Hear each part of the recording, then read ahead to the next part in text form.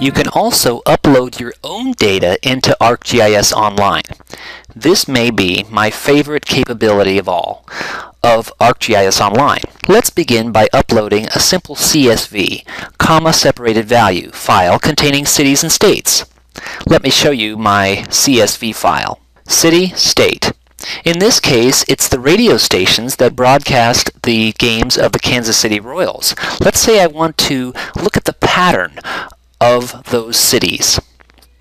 I'm going to show you the file inside my computer here. So there's my file, royalsstations.csv. Let's go ahead and open up a map, and I've got the blank or the light gray canvas map as my base map, so I can really see the pattern of these once I map them. And then I'm going to drag this file over to my map, and it says, oh, okay, do you have latitude, longitude, or address? I've got addresses here, even though they're just cities and states, and I can see that it's correctly identifying the fact that city is my city field and state is my state field. So go ahead and add layer, and it's geocoding now all of those locations of the radio stations, and there is the pattern. Excellent. So this is the pattern of radio stations. Now if I want to find Kansas City, I'm adding a big push pin there. Maybe a circle is better, and maybe oversize the thing. My objective is to see that in relationship to my radio stations. And now I can see that it does make sense that these stations, even this one way up here in South Dakota, are sort of a cluster. And if I was able to maybe, oh gosh, look, I can draw a freehand area.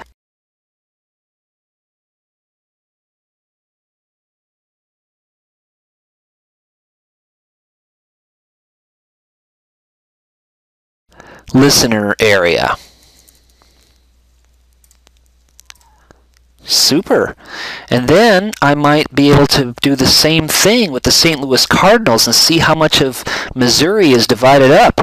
Or what about these folks over here? Maybe they listen to the Twins, and maybe these folks in western and central Colorado listen to the Colorado Rockies, or watch them on the web, or whatever. So I've demonstrated that we have added a CSV file quite easily into ArcGIS Online. Now let's demonstrate something else that you can map. In this case, how about a GPX file that I saved from my smartphone? In this case, from the MotionX GPS iPhone app. So I'm going to go ahead and add, and this time add layer from file. The file is on my own computer, and it's over here. Oh gosh, Joseph's hard drive. No problem. Add a GPS file that I collected while I was on a certain hike. How about this one? Here's a GPX file right here. Okay, so I'm going to go ahead and open that, import layer, and great, there it is, all mapped out. Now let's change the base map so we can see a nice, how about a aerial? Okay, now I'm going to change my layer here, and so that my points are mapped as, how about elevation? We want them to be mapped on elevation. That's one of the attributes that I don't like that whitish for the lowest elevation. I'm going to make it really visible and make it yellow. Okay, apply, and now I can see that I started hiking right here at this cul-de-sac. I walked up this road and on this trail, and then to the top of the ridge, and then down this trail, and then across these ravines, and then I was at the lowest point right here, as you can see, and then back up to the ridge, and then back to the vehicle. So that was my hike from my smartphone, collecting with an app called the MotionX GPS. Now conversely, if I was on the Android, I could use My Tracks. And there are lots more apps like this. But the point is that you can get a GPX file and then just simply drag that over to your session inside ArcGIS Online. And then, of course, you've got all these wonderful base maps that you can change it to.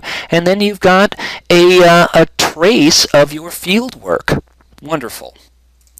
So these are just two Examples. Think about your students' data of occurrences of litter, locations of historical buildings, water quality along a stream reach, and so on. It can all be mapped, but you don't want to just map things because you can. You want to do it so that you can then analyze the spatial patterns.